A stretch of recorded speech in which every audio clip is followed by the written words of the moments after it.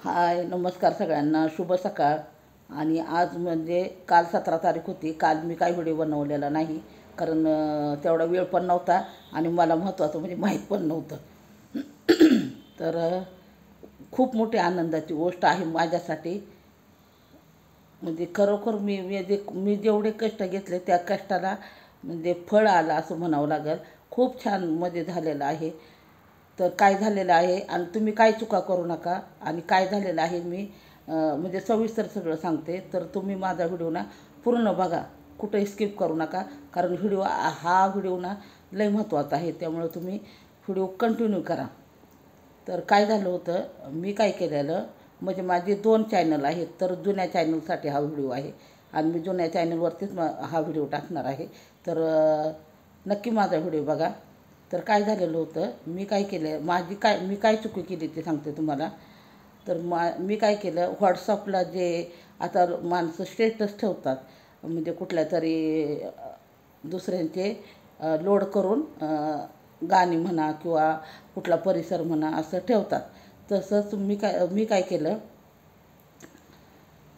त्या लोकांचे status upload केले आणि ते स्टेटस मी माझ्या चॅनलवर टाकले. तर मला माहीत नव्हतं. आणि बरेच जण मला सांगत होते की तुम्ही दुसऱ्यांचे व्हिडिओ चॅनलवर टाकू नका. पण मी म्हणलं एवढं काय होणार आहे म्हणलं तेवढ्यानी. आणि मी काय केलं, ते व्हिडिओ अपलोड करून माझ्या चॅनलवरती ते व्हिडिओ टाकल्यानंतर व्यवस्थित व्हिडिओ चालू होते ते. पण नंतर त्यांना समजलं वाटतं की आपले व्हिडिओ ह्यांनी त्यांच्या चॅनलवर टाकलेले आहेत. मग ते एक वर्षानंतर त्या व्हिडिओला कॉपीराईट आलं. तर मी काय चेक केलं, तर त्यातले 3 व्हिडिओ होते. एक माझी लाईव्ह होती आणि 2 शॉर्ट व्हिडिओ होते. मोठे व्हिडिओ नव्हते, 2 शॉर्ट व्हिडिओ होते. तर मग काय केलं, मग त्यांनी रिव्ह्यू कंटेंट टाकल्यानंतर चॅनलचं माझ्या म्हणजे जे डॉलर आलेले होते ना ते सगळं स्टॉप झालं. चॅनल चालू होतं म्हणजे मी शॉर्ट व्हिडिओ टाकत होते, लाईव्ह करत होते, परत लाईव्ह घेत होते, परत मोठे व्हिडिओ टाकत होते. फक्त 2च दिवस मी चॅनल बंद ठेवलं, कारण मी नाराज झाले, मला वाईट वाटलं.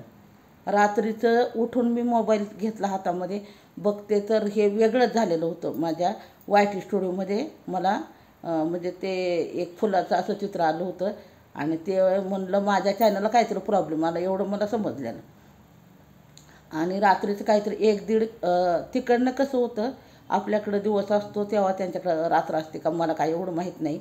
पण रात्रीचं 1-1:30 वाजता म्हणजे हे झालं होतं. असं म्हणजे त्यांनी तिकडनं ते फुलाचं चित्र आणि तुमचं चॅनलचं डॉलर गेलं असं मला समजलं होतं. एवढं समजलं होतं मला.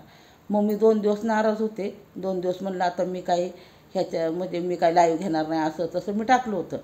मग त्याच्यानंतरनं मला बरेच जण काय म्हणले, आता तुम्ही ते चॅनल सोडूनच द्या, तुम्ही त्या चॅनलवरती काहीच काम करू नका, असं तसं मला बऱ्याच जणांनी सांगितलं. मग 2 दिवस मी शांत बसले आणि 3ऱ्या दिवसापासून मी परत त्याच्यावरती लाईव्ह घ्यायला लागले. आणि फक्त मी 3च व्हिडिओ डिलीट केले. मी अख्खे व्हिडिओ डिलीट नाही केले. फक्त त्यांनी जेवढ्या व्हिडिओला लाल डॉलर आले होते किंवा लाल सिम्बॉल आलं होता, असं डेंजर आले होतं, तेवढेच व्हिडिओ मी डिलीट केले. बाकी कुठलेच व्हिडिओ डिलीट केले नाही. तर प्रत्येकाने काळजी घ्या, बाहेरचे व्हिडिओ कोणी टाकू नका. आणि जे लाल डॉलर येतील ते व्हिडिओ लगेच डिलीट करून टाका.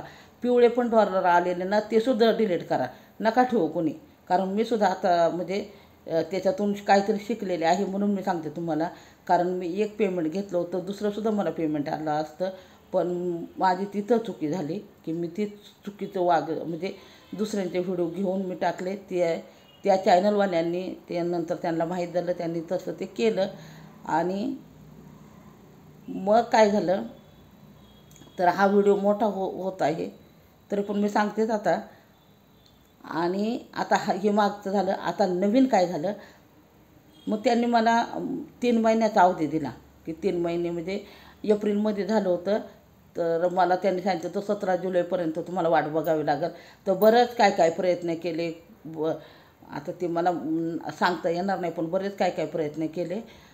आणि त्याच्यानंतर बघा, काल 17 जुलै तारीख आली आणि रात्री 2 वाजता परत म्हणजे 17 तारीख रात्री 2 वाजता मी चेक केलं तर माझं चॅनल मला परत आलेलं होतं.